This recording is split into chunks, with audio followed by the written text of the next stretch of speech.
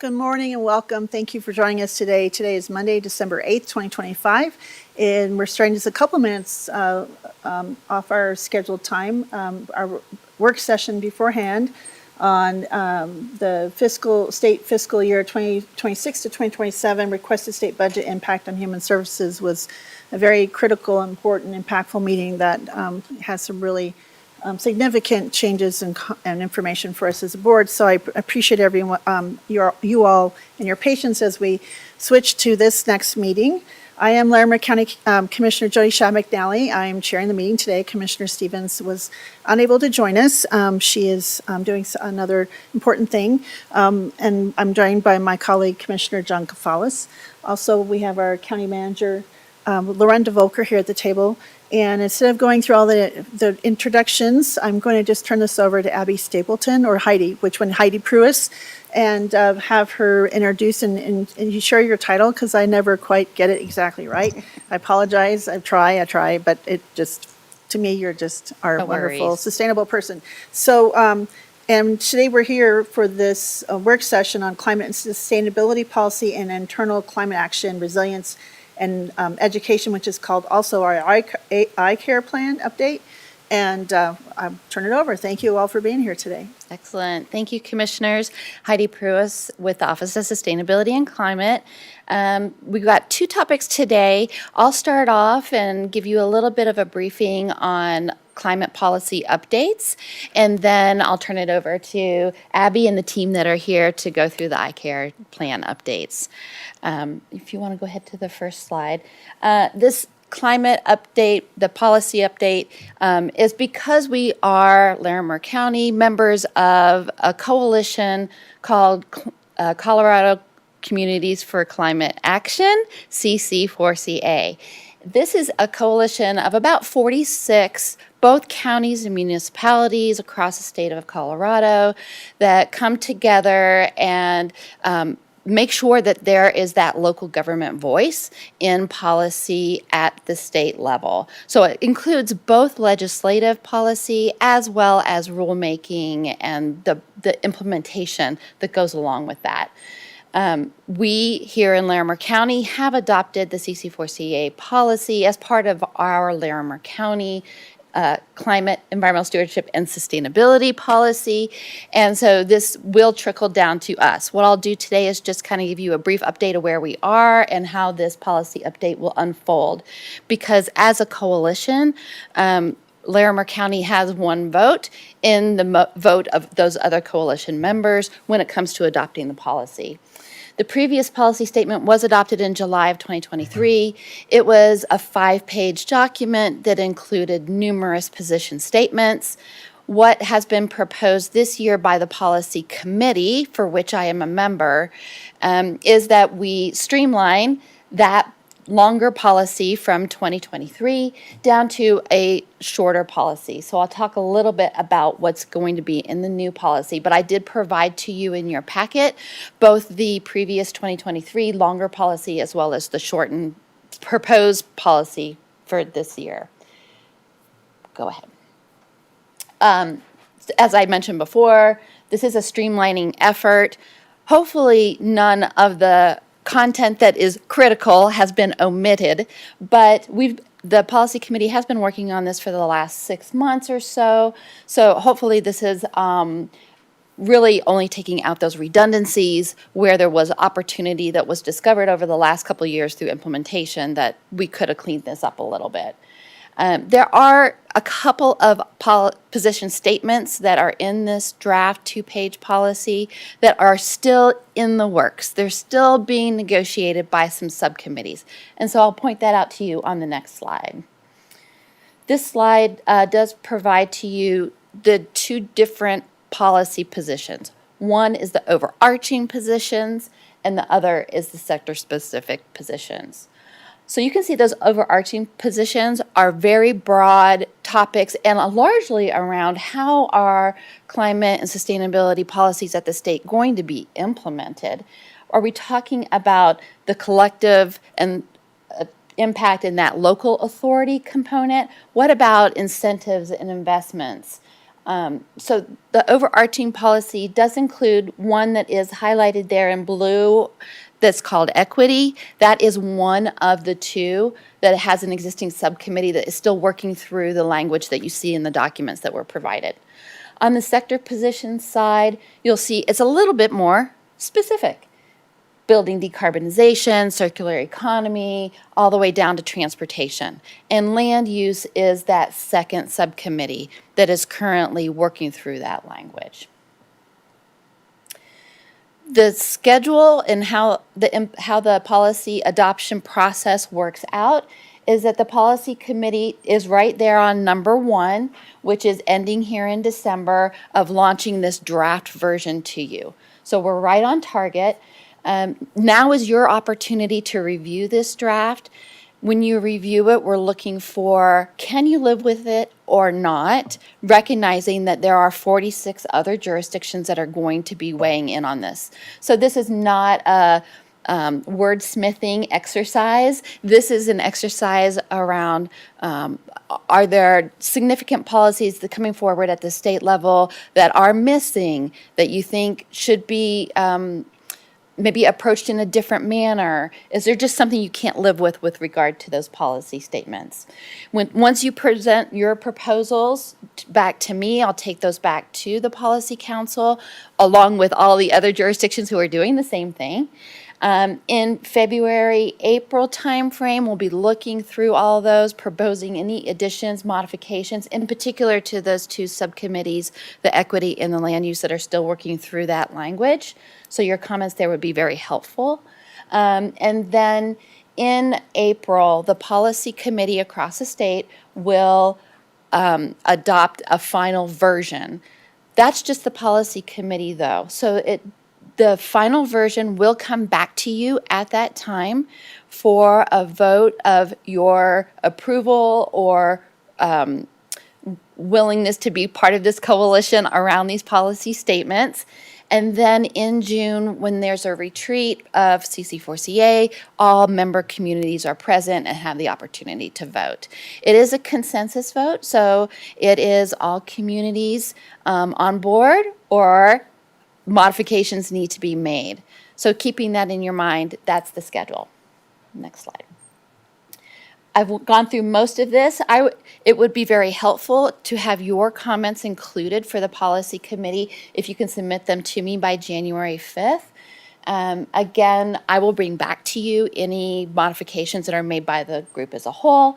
And then should the CC4CA membership adopt the final policy in June, I will be coming back to you in July with the update to our own Larimer County policy that reflects these changes and any other changes that you may want.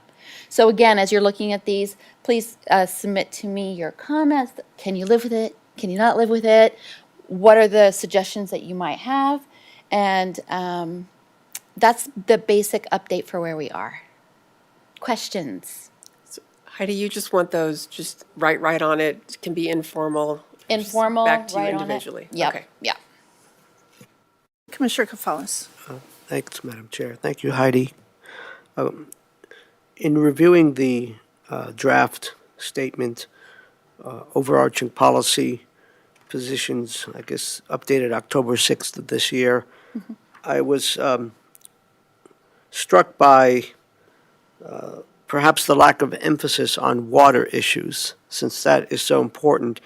And in particular, on number 2, the way it's worded, and I understand we're not getting into wordsmithing here, but it, climate resilience, and it mentions water quality and quantity. It seems like there's not enough emphasis on water issues, since that is so important as part of our climate resiliency. I wonder what you think about those comments. Yeah, I think that that's very helpful to hear that.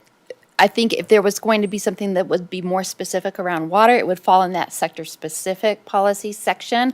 I certainly can raise that with the policy committee.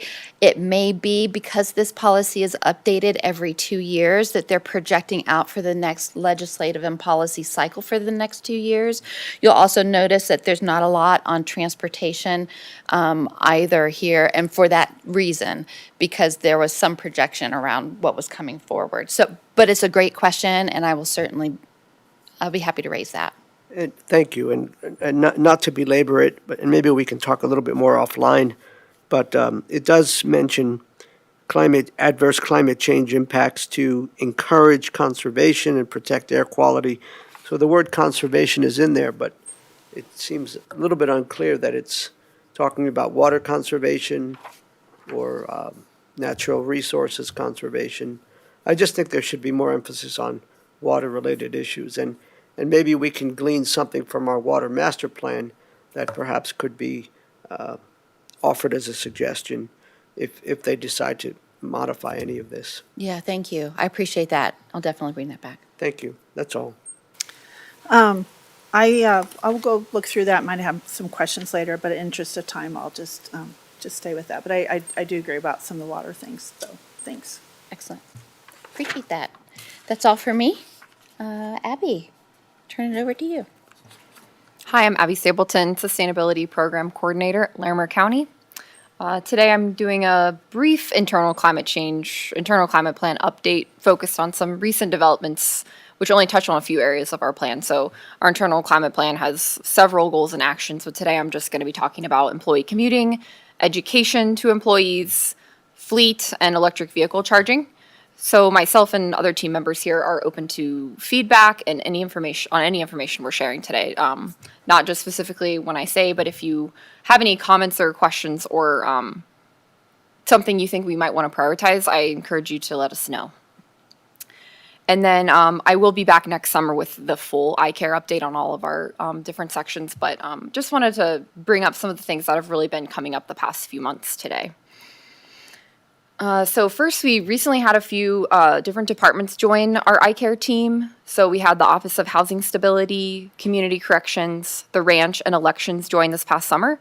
So we're now up to 16 departments on the team, which is really exciting. I think the more internal departments that are working together on this, the more impact we'll have as people are sharing ideas and resources and letting our Office of Sustainability know what we can help them with. And then this past October, we had a facilitated workshop for the team. Annually, we usually do like a ICARE team training or workshop. And we discussed ways that our ICARE plan could expand. And the opportunities on this slide are some of the things that have surfaced and become a priority over the last few months. So as Heidi mentioned, the sustainability policy is going to be updated. So some employees in our ICARE team mentioned maybe it'd be a good idea to try kind of spread the word about that policy across the county. So kind of what does Larimer County, what are we doing here at the county? How do we feel about it? What are we adopting? So I thought about making some sort of incentive to get employees to read it, maybe do like scavenger hunt within the policy or some sort of nectar points or something for reading it, because I think most people don't know it exists and that we've adopted it here. So that's one idea that came up in that workshop. And then with that, more on education. In my role, what I do here at the county, and then with help from our employee sustainability awareness team, which is that volunteer employee team that's different from ICARE, but it's more focused on employee education. We've done events with employees every year since I've been here, but in 2026, I'm hoping to make it more of a prepared kind of series starting at the beginning of the year. So instead of having kind of this event's coming up here and later we're going to do this event, maybe make it planned at the beginning so it helps tie all of these events together and that they're kind of focused on the same goal. And then maybe make an incentive for if you do a certain number of these events or trainings, then you get X, or being entered into a raffle, things like that. So I've been talking to other municipalities to see how they educate their employees around sustainability. And I think that seems like more what they do is kind of like have something set up at the beginning of the year rather than kind of like random things throughout. So hoping to change that up for 2026. And then we have... Sorry about that. So with the bike storage bullet point on this slide, we recently had an employee commute survey. This survey was to gather data on how employees are commuting to work, what resources they might want to see. We've never had this sort of survey before, and we had 550 employees fill it out. So I think people were very excited to give their input, lots of things to say on transportation and how people are getting to work, and good things, bad things. But through this survey, it kind of confirmed that more secure bike storage and parking at county buildings is something employees are interested in. And I've heard that from some folks over the years, but this was a really good way to kind of put numbers to that. And I'm going to get back into that in a few slides as well, give you a little bit more information. And then the last point here is something we've been working on the past few months with facilities and fleet is maybe adding another electric vehicle charging station to one of our buildings, which I'm going to talk about that again at the end. So a few more highlights from that that workshop I mentioned that our ICARE team did in October. And in these photos here, you can see the team. Most departments that are on the team were able to join. So it's a really good way for all of us to get together in person because we usually do hybrid. So it was nice to have everyone in person and get to meet each other, some people that haven't met before. So here's some things that I thought were noteworthy that I'm not necessarily working on yet, but things that the team brought up that they might want to focus on in the next year or so. So I mentioned kind of this in the last slide, but employee incentives for alternative commuting. Some people mentioned like reduced pricing for EV charging for employees, or maybe e-bike charging, bus passes, that sort of thing people brought up in this workshop.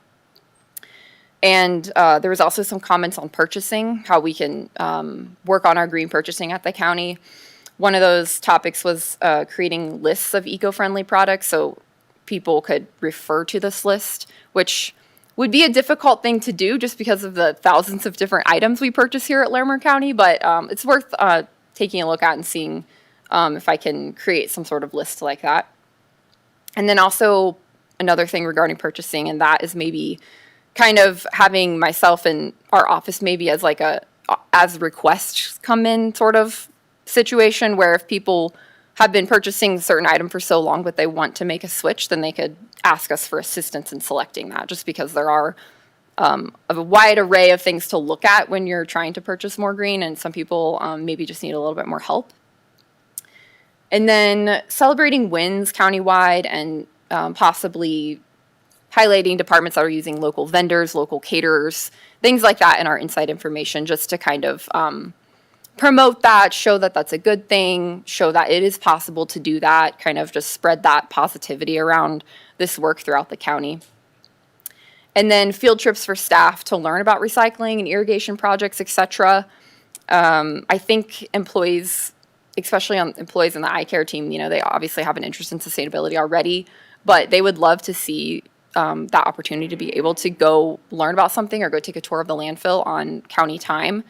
And other municipalities do that. I've talked to a few, and that they encourage that at their workplaces, but I know that this topic has probably came up in the past too, and it's always like an HR conversation, and some people can because of their job, some people can't. So that gets really hard, but I still I thought it was good to bring up, just that people wanted to see that encouraged at the county to do those learning opportunities.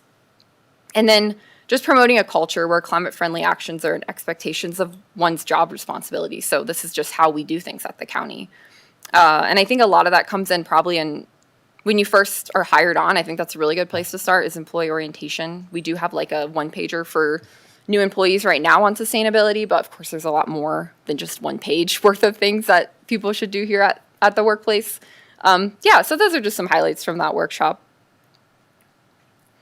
Okay, so now getting into that employee commute survey and the bike storage topic. So as this question is, what would encourage you to ride a bicycle to work? And there was 242 employees that answered this question. Many of the questions were optional, so there'll be a different number for the few graphs I'll show you. So what I want to point out with this graph is that 98 employees out of the 242 responded that secure bicycle parking racks would encourage them to ride a bike. And then 77 said bike lockers, and 70 employees said showers and clothing lockers. They could answer more than one here. So some of those are obviously the same people, but this really just confirms that people are interested in this, and I'm just excited that this shows it. And I've already been in conversations with county staff about how we could do this at some of our buildings and maybe even enhance what we already have. But I think it will, of course, be a few months until we can get something moving with all the different groups that we'd have to talk to do that. But it's exciting that we had the survey and really trying to have employees know that we're looking into this and are interested. And then here's some other highlights from the commute survey. I think there was maybe like 12 to 15 questions, so I'm just showing you 3 of the responses that were on there that I thought went with today's topics.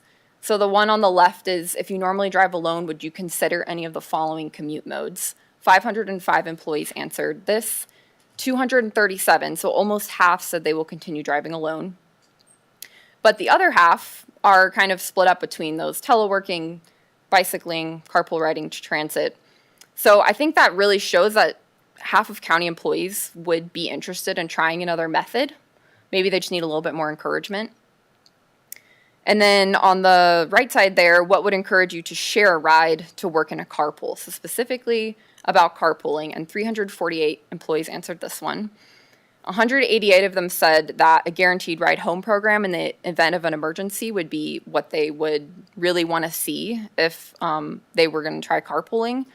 And we do have that program. So I think that, I don't know if how many people that answered that know that we already have that and they appreciate that. I would guess most of them don't know. And I have done a little education on it, but that's going to be a really big goal for next year, is to just try to allow people to know about that. Well, since you're talking about it, why don't we share right now what that is and how they access it, so that so many people go back and listen. They maybe, I'm sure someone's like, well, I didn't know that. How do I access that? Would you mind sharing? Yeah, sure. And I can go ahead, and I actually have it on the next slide because I thought that it's okay. I'll just share about it now. And I don't know how much for the last slide, but so this program does exist. I think we've had it since 2023, maybe. I worked with our HR department on setting this up, so it is in their page. So if any employees are listening or department heads and they want to check this out and share it, if you go on the regular Larimer County page, since our HR page is like public facing, and you just type in ride home, you'll be able to find the page where this information's at. And there's a little bit more than what I have on the slide, but basically, to qualify for this, you have to have used an alternative method to get to work besides just like driving alone. You can do it up to 2 times per year, must be for a qualifying event, and must go to a valid destination. That would be like childcare or to your home. And then an event that would qualify is personal illness or emergency, unexpected emergency of an immediate family member, or the employee is required to work unscheduled overtime, or your carpool driver has an emergency. So if you are you're carpooling with someone and then you have to work unscheduled overtime, then, your ride's gone. So you're able to use this for that. So there is a lot of backup here. And I think a lot of people worry about carpooling and biking if they have kids in childcare, because they're like, you want to just be able to go when you need to. So this is really great for that. I see Lorenda's moved her mic, so I'm assuming she'd like to comment. I want to say the county's been doing a program like this since the early 2000s. We had contracts with companies that are no longer in business, and so this fell by the wayside. So when Abby came back, she asked the question, might we do it again now that we have ride-sharing programs if folks want to do it? And so it's great for us. As a county, if you work downtown, you park in the parking garage probably, and the county does subsidize that parking. So if we only have to subsidize one person, that is a savings for the county and for the staff. So it's a win-win for both. And this then provides that extra safety net that they won't get stuck should something happen that is a real emergency. They don't have to call a family member. They can get one of these ride shares, get home, maybe get their vehicle and get their child or deal with their situation. So I really applaud Abby. Sort of one of those things that we took for granted that we had and that was gone. And then she questioned why. Why is that? Why don't we do that still? And so HR has put that back in place thanks to Abby's work. Thanks, Lorenda. Yeah, and you can use any service to get home, Uber, Lyft. I think there's some other ones in the area. So it pretty much just, if you got to go, call and go. And then you can just submit that receipt to HR within 30 days. So you can just worry about that later, and then you get full reimbursement back. Okay, so I think I just had one or two other things on this last slide with the graphs from the commuting survey. So with the Guaranteed Ride Home program was the top response to that, encouraging people to take a carpool. Second was a company subsidy for carpoolers, and then third was helping people to find someone to carpool with. So that's a little bit harder, but there is an app that I ran a employee incentive program through last year that you can put your information in, and it'll help you find carpool matches in your area. So that one, I think that we could work on next year, possibly with employees. I think it would take a while to take off, but there's something in this area for that already. Okay, and then, so I don't have specific graphs on the information I'm about to share, but this is kind of just some general information from the survey. There was open-ended responses that I let employees kind of just say whatever else was on their mind or considerations that they wanted us to know about alternative commuting to work. There were a few comments expressing how nice it's been to be able to work from home to save time and gas money. And then there was also comments about how they wish they could work from home 1 to 2 times a week. So definitely both sides there. I know not all jobs and positions are able to be remote, but I think some people think that they could be remote and it's difficult for them to get that through upper management right now. So I think that it's great that we have the opportunity, and there's some people that would like to have that opportunity still. And then other folks mentioned needing a personal car for work driving, as county cars aren't available often. I think some employees seemed a little frustrated that they feel trapped that they have to bring their car to work because maybe their pool is a little lean. So they're just a little frustrated that there may not be a county car available if they need to go help a client or go to a work meeting. So they feel like they have to drive their personal car, which is challenging to get them to take an alternative method then. And then incentives and prizes were brought up. People had some comments that they do like those and they appreciate those. And overall, from a lot of different comments, people are open to options like learning transit, carpooling, or biking. But some people just said they need a little bit more of a push. Like they're like, I could ride the bus. I'm like, the route, it makes sense, but I'm nervous or whatever. So there is like comments about people just needing an extra push. And then maybe just a little more flexibility in the workplace. Like if the bus schedule doesn't line up perfectly with their supposed to start and end time, I think that it's hard for people too. So that was just some of the other general comments that I got. Okay, we went through that slide. And next I'm going to turn it over to Tony to discuss some of our fleet. I was mostly just talking about our alternative commuting goal in ICARE. So that was basically mostly all about one goal that we have in ICARE. But we do have some fleet goals, but it looks like Commissioner Kafal has possibly a question. Commissioner Kafala. Yes, thank you. Thank you, Abby. I'm wondering, can we have an e-waste session more than once a year, or what are the plans for that? I hear it was very successful, and I did receive notice, and it's not about me, but I'm just wondering, that's probably a big need for folks, and whether or not we have the capacity to do it. I think we've only done it once a year, but I'm not sure. And then also on the questions on the survey, this is great. I'm just a little curious why there wasn't perhaps bicycling to work, but there wasn't really a specific question on transit. I think you got at it indirectly from that other question, and even walking. If people, not everyone lives close to the county building, but if they could combine it with, understanding the bus system better, and then walking to a bus stop, that kind of thing. So I'm wondering why you didn't include transit or walking, and then also whether or not we can, do e-waste perhaps more often. Yeah, the e-waste drive last year, we did kind of a mini version, working with solid waste, just like batteries is mostly what we focused on because they could recycle those at no cost.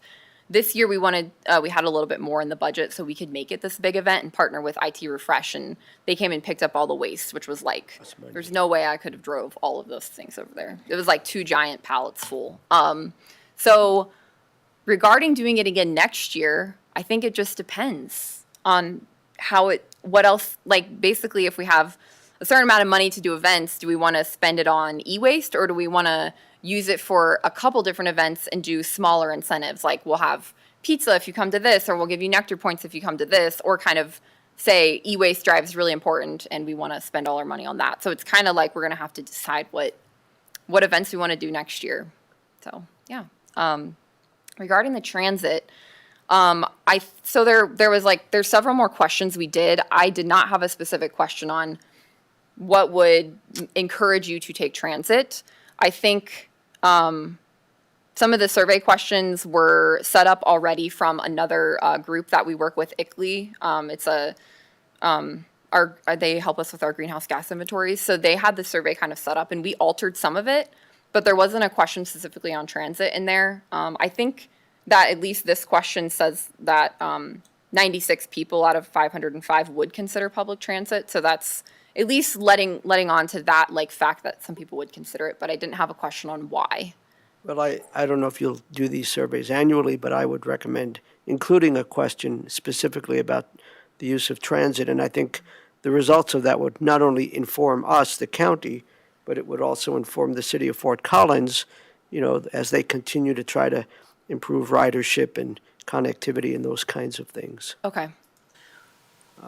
I would like to add to that, though. We have a county building in Loveland, and we have, and now we have some Wellington things. So I think if we're going to do that, I think also focusing on how we support that, employees getting down to Loveland and transit, a little bit different picture. So I'll make sure if we're going to do something like that we focus on, and maybe ride share up to the landfill for some of those employees. As I understand, a lot of the employees actually already live closer to the new landfill, so that's a big positive. I would make sure, we're kind of looking, countywide, and there's other buildings like behavioral health and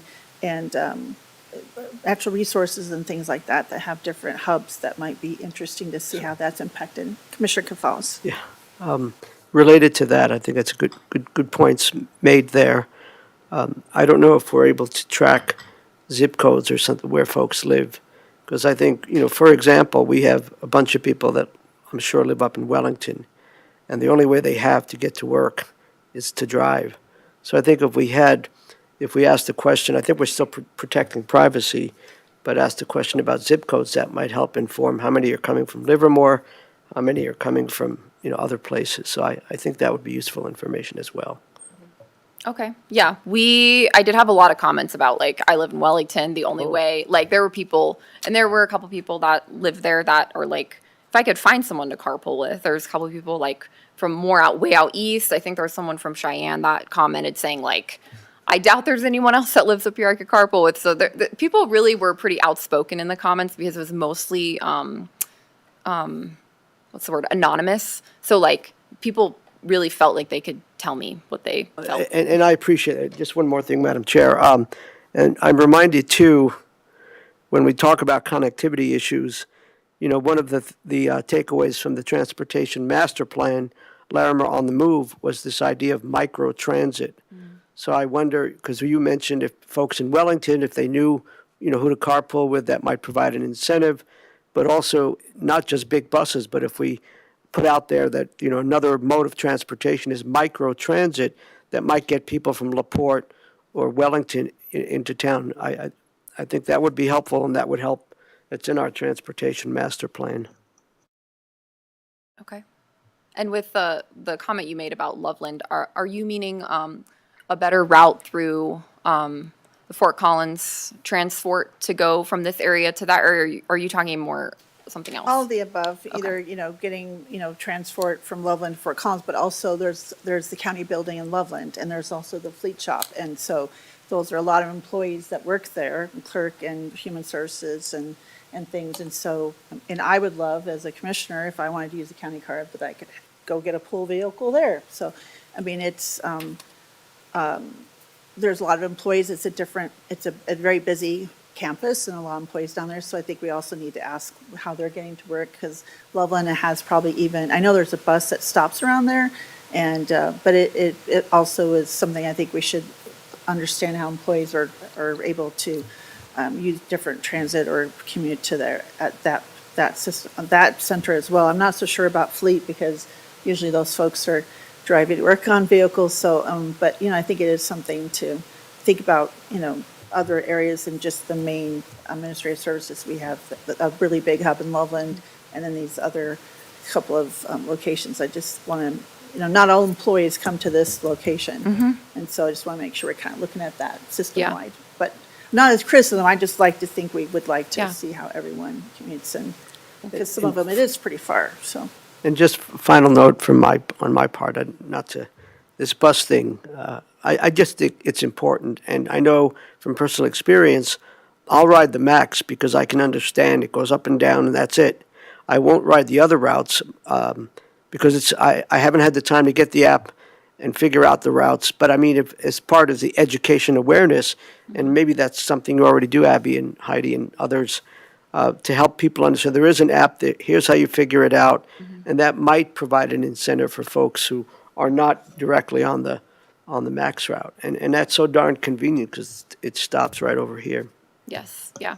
I mean, with the survey, it was county-wide, and I didn't have the question of zip code or where you come from. I had how many miles you travel to work. So I could line that up with, like, some of the things they were saying. But I think there were people that work at Loveland that showed frustration about needing to drive up somewhere else to get a vehicle and then go back down to Loveland. So there's a lot of things there, and I don't know if people feel they can talk about it anywhere else except in this anonymous survey, So Talk about it. so yeah, I think there's a lot of pieces that came out of this, and so I'm excited to do it. And it might be annual, it might be every other year, just so we're not getting like people feeling like Yeah. they just took it. Yeah. So I'll just add, we were asked, Commissioner Kafalis and I were there last week, the Associated Students of Colorado State University, ASCSU, and they had electeds come talk to the students, and transit was one of the type tables or talks.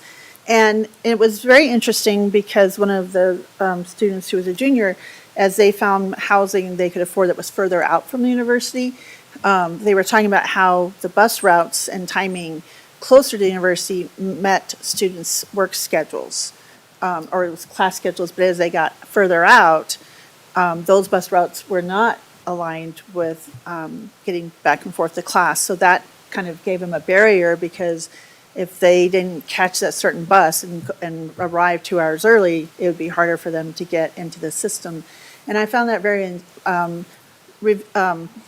gave me pause, and I hadn't thought about that. So if they go further out trying to find housing they can afford, or different choices, but they need to get into, CSU, that it kind of those things like that. When I saw the work earlier, the one on the survey about the work hours, and so I also wonder, it'd be a monumental task, but if there's the app or helping folks understand, the different, if you get like the microtransit, if you could take this over to here, you'll be able to have more flexibility with timing. So it just, it's a huge system, but also, I think important to kind of, we have employees who have their hubs are throughout the whole county. Now, if I had to work at the Department of Natural Resources, I could ride my bike to that back and forth. It'd be a little dangerous, but I would be more than happy to start riding my bike more.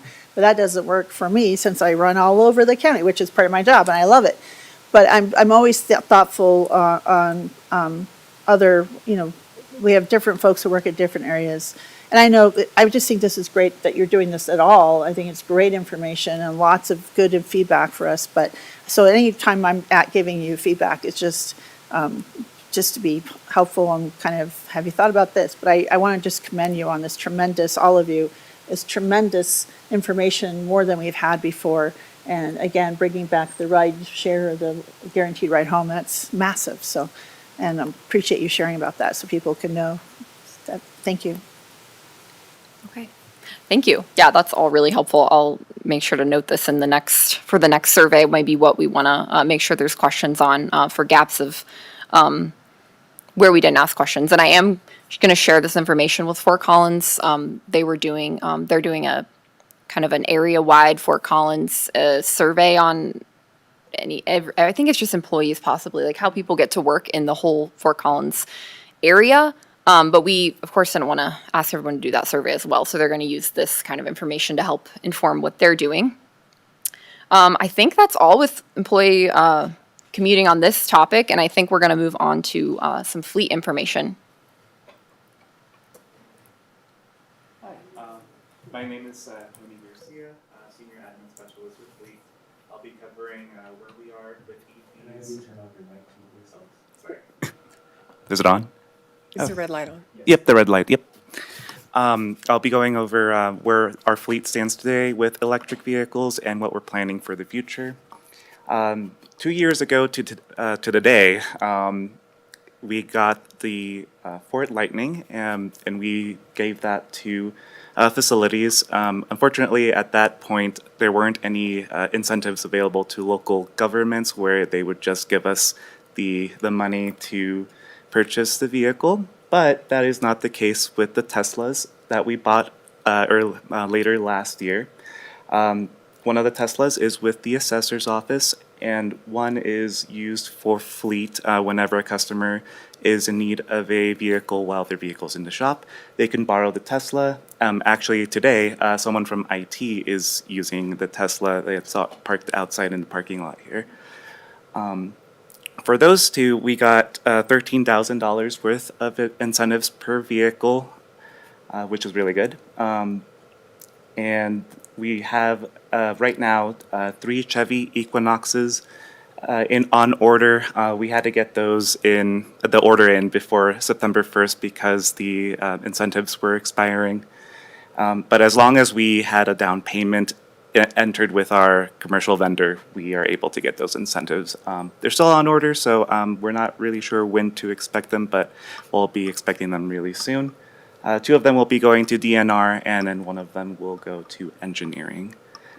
For opportunities ahead, the health department is interested in procuring EV vehicles at both of their locations in Peridot and Bristlecone. I think we'll be hearing a little bit more about that later in the presentation.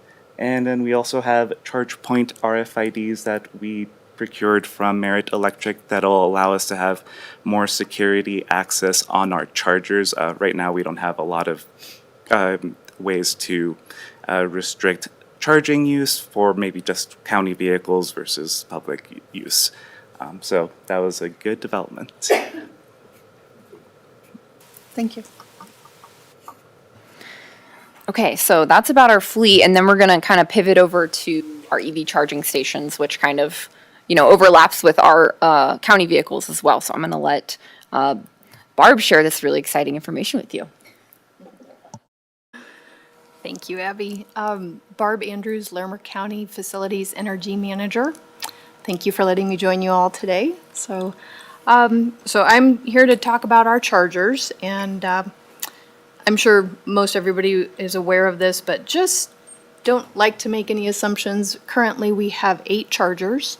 7 are level 2 chargers, and 1 is a level 3, which is here at Oak Street. So Peridot in Loveland is our oldest charger, so that was installed in 2018.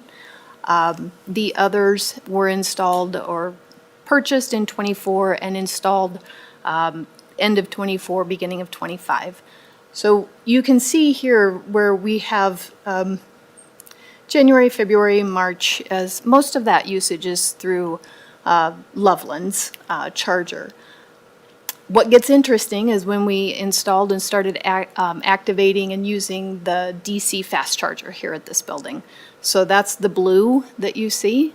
And so that's our level 3, and you can see the popularity of that.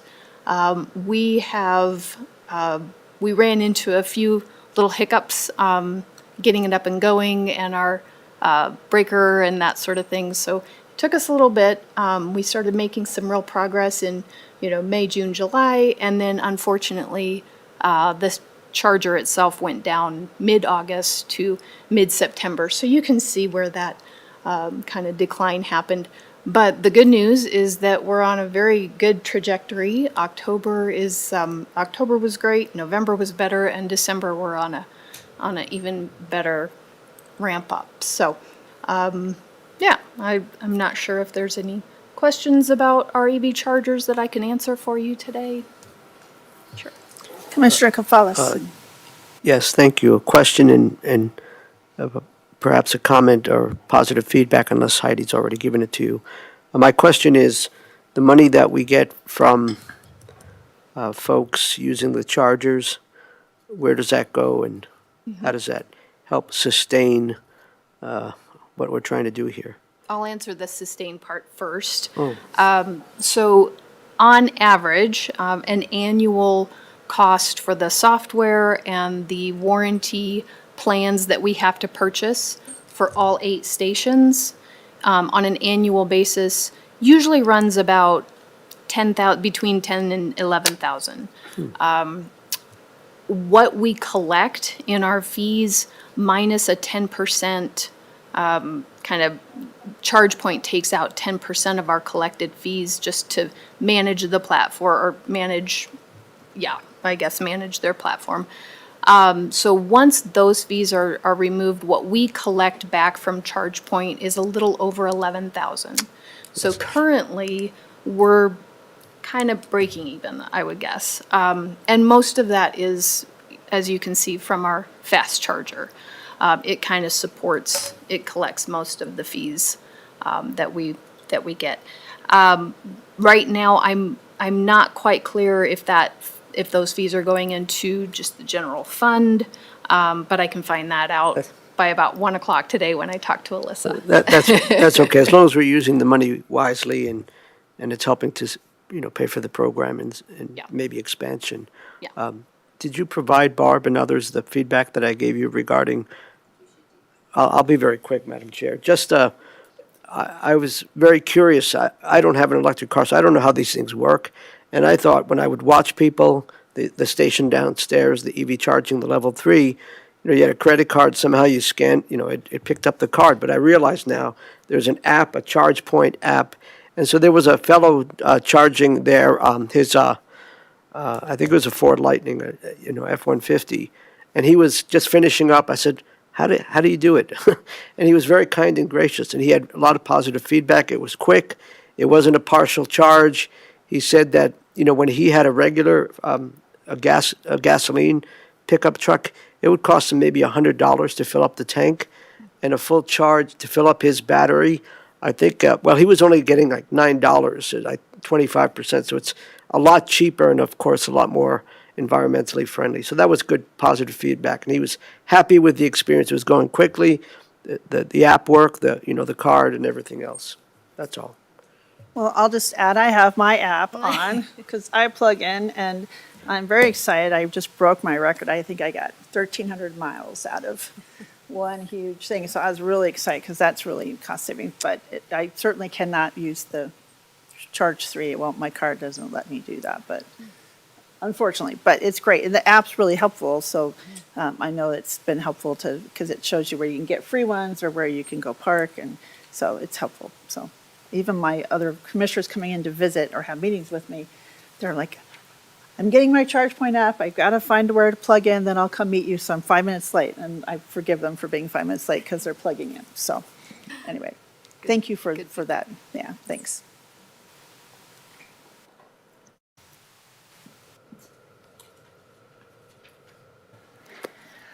All right, so we have one more slide just about that electric vehicle charging station that we've been in talks about. So working with fleet and facilities and our environmental health department, we've kind of thought that the Blue Spruce campus might be the next best option. And if you remember, we did apply for a grant last year to get a charger at this location, but we were not awarded that one. So we're still pursuing something there, though, because I think it's a really good spot. There's several departments that work there. Some of them are interested in an EV. A lot of the work they do there is a lot of driving and going to different locations across the county. So I think that it's a good fit. We are looking at a level 2, not a DC fast charger there. The electrical capacity can't support a DC fast charger, and it would be very expensive to upgrade it. And there is a DC fast charger less than a mile away. So it just makes sense to do a level 2 there. Something that we'd like your feedback on is if it would be best for it to be a fleet-only charging station or a public and fleet charging station. I will say the fleet-only station is a little different than the public one. The fleet doesn't have the full interface and thing where the screen where it tells you how much it costs and all that, and it's a little bit of a smaller station. It's just kind of simple, I guess you could say. And then if it's a public facing one, it'd be larger, have more of the screen where it says the cost and all that. So there is a cost difference between the fleet and the public and fleet option. And if you wanted to know, I included an image here of where the station would go if it was either of those options. So that's the north building there. And the employee options would be on the west side of the building there, closer to that employee entrance. And then the public ones would be in that middle strip for accessible reasons. If it's a public station, it has to be in a different spot. So any strong feelings or questions on between those two options to help us kind of move forward with this project? Commissioner Kafas, go ahead. Yeah, my first reaction is that it should be public-facing. A shared station, I don't know what the cost differential is, but I think if we can create opportunities for the public to also charge like we're doing here, there would be value in doing that also at the at Human Services and the Public Health. Thanks, Commissioner. And just curiosity, what's the difference between the fleet-only or public-facing With the cost or cost? the... Yeah. I think it's, I don't know, Tony, do you remember? We kind of looked at them. Yeah, I don't remember quite what that cost was. Is it like 5 digits, 6 digits? I mean, is it like? I think it's a couple thousand. Couple thousand, that's it? And believe. it may be a grant-worthy question, right? So if the more public-facing that you have, the services, we have to have the charge point ability to be able to track the information, collect the fees, all those sorts of things. So we will continue to look for grants. You know, the ranch just recently submitted an application for EV charging stations, so we're letting that kind of go through the cycle before we put our next grant application in. But certainly, should it be more than what is available with our current funding, we would need to look for grants for it. It may be more than just a couple $1,000s difference. Okay, but not like 10, 50,000 or something. It's Some of probably what small. has not been done yet is to look at running the electricity, all the curb outlets, Yeah. the restriping, so that you know all of those sorts of things. So that portion of the investigation hasn't occurred yet. Well, that's some of the information that was running through Yeah. my head. Yeah. You know, infrastructure, Yes. moving things, so I was thinking and adding all that in my head. So, but initially, you know, if it's not like dramatically huge different, I certainly think the public option is a better opportunity to be community focused and, you know, employees, but also we have a lot of boards and commissions that sometimes co-have meetings there. And our boards and commissions folks, you know, I know some of them have vehicles, so that might be an option. And then also, you know, I know some of the area around there, that might be an opportunity for the public to be able, because you said it was it doesn't sound like there's any other stations close by. And so I think it's also a community service. And certainly, I'm hoping that some of the wonderful folks that we serve have the opportunity to do that as well. It would be helpful. So I certainly lean towards the public option. I think there's a lot of, in the long run, fiscal thoughts, but also I think immeasurable benefits to the community. So that's what I would go for. So We'll certainly bring both options back to you for evaluation. sure. Yeah, Commissioner Kaffalas. Yes, thank you. No, I agree, and it would be good to have that additional information to make a more informed decision. What I would offer as additional information for your consideration is that there may be opportunities down the road, it might be a couple of years down the road, to partner with the city because, you know, the community hub that they're planning to build and the affordable housing that they're planning to build on the site where the old Albertson used to be, I'm sure they'll be thinking about things like that, and that's not too far away from, you know, our public health building. So there might be opportunities there as well, a synergy, cost sharing perhaps.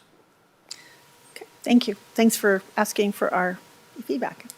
Yeah, I appreciate those comments, and I think we'll maybe get more of the costs and see if we can talk about it a little bit more. So, yeah, I just wanted to bring it up today because we want to do it sooner rather than later, and it does take a long time sometimes to get the equipment in and get all the plans set up and break ground. So, yeah. So Abby, I want to just do a time check. We have about 5 minutes, less than 5 minutes. Are you, Last slide. last slide? Okay, because I want to make sure you hold our questions till you got through your presentation. Thank Yeah. you. Yeah. So that's all. If you guys have any other, I have another. anything for the rest All of the right, Commissioner presentation. Gonzalez. Oh, gee, thanks. Earlier, you mentioned a lot of people are riding electric bicycles. How do you charge electric bicycles? Is that different than, it must be different than an electric vehicle charging station. So I think that's part of the plan, but could you answer that? How are folks charging bicycles, and is that something we're thinking about in the future? I believe you just use a regular outlet. This, oh, you mean just plug it in? Yeah, I think so. I don't think they have such a large capacity because they need to be on the bike and not The be little battery. Huh? crazy heavy for the biking. Depending on where the employee bike storage parking conversation goes and where we do that at all the buildings, Put a couple of outlets. I'm not sure we'd be able to provide EV charging indoors for for our employees because of the risk of having the charging happening in the building with such large batteries and if there was an event. I have to have those conversations with risk still course, as we decide what buildings we want to do the secure bike parking at, but we'll definitely have to make it clear to employees that that's the situation. So that's where my question was. Will you be bringing back ideas or options for secured bike storage? And also, in the back of my head was if we thought further ahead, we could, put the infrastructure for them to be able to be secured and charged inside those. Because I know I've been on a lot of college campuses lately, and there are some of these metal. Seeing how many bikes they can get in a small space by how they hang them or whatever. But there was one that had charging inside of the at one of the campuses, which I thought, wow, that's cool. I didn't think about that. So I'm just wondering, where that would be and how that looks. So I'm very curious and would love to have some more information what that looks like, because right now I know where we do park bikes, but if that would be an incentive and encouraging, since we had such a large response, having more just the ability to charge that and stuff would be kind of fun. So. And I know with the Pooter Trail coming into fruition, there might be more employees who want to try to have that option. So Right, and just that's a good segue into what I was going to mention was there's a NOCO Bike and Ped committee that's part of the North Front Range MPO, and they have been talking a lot about how to look towards the future, right? And plan for what these new needs are going to be when we go electric with everything. CSU is part of that team and has been looking quite a lot into battery charging lockers that are separate from the building, separate from the bike. So you basically take your battery off and charge it while you're gone, and then you come and check it back out. You need a lot of demand for something like that. So you're on the cutting edge, maybe ahead of the cutting edge and planning for that. But as we see more and more of those, certainly just like with the electric vehicle charging stations, there's a bit of a learning curve, and there's a little bit of, are we ready to go out and be one of the early adopters, or are we waiting for improved technologies as we go along? So we'll be keeping an eye on that for sure. Well, when I was talking with my children about where they're going to grad school, it was like cost, location, programs, quality labs, quality of the library, and also I looked at how was transit. So yeah, and bikes and how secure, and so that was on my list, and of course security and all. I had, my list was 3 times as long as my kids, but that was on there. So I was snooping. I can't help myself. I just once you become a commissioner, you never look at roads and other towns, and I can't even do travel without thinking, how did you do this? Tell me about that policy. How did you address this? So one of these days, I'll never maybe go back, but that would be interesting. So Lorena, did you want to add anything? This is some really cool, interesting things that have happened. It really is. So when Heidi and I met about this presentation today, one of the questions was, a lot of these will have a budget impact. Should we present them? And the answer is yes, absolutely. These are one-time projects, many of them. And so we've talked about our turnback process maybe is a good opportunity to explore some of these ideas. The idea of additional events for the year, we can certainly talk more about that as we go forward. So this work is fantastic. It's exciting that there are 16 departments who are now participating, that you're expanding as you go forward, and expect to see some of these come back to you in February or March as we talk about that turnback process. Excellent. That's what I was hoping. That's great. I'm really excited about that. Well, thank you all for being here today. It's nice to have you here in our conference room, and we appreciate the presentation. Lots of great news. And it was great to end on a, not that it wasn't bad news, but it was not great news, but it's nice to end on a very positive note, and we appreciate all that you do, because I know this is duties above and beyond duties as assigned. So I just want to express our gratitude. Thank you very much. And we are now adjourned. Thank you.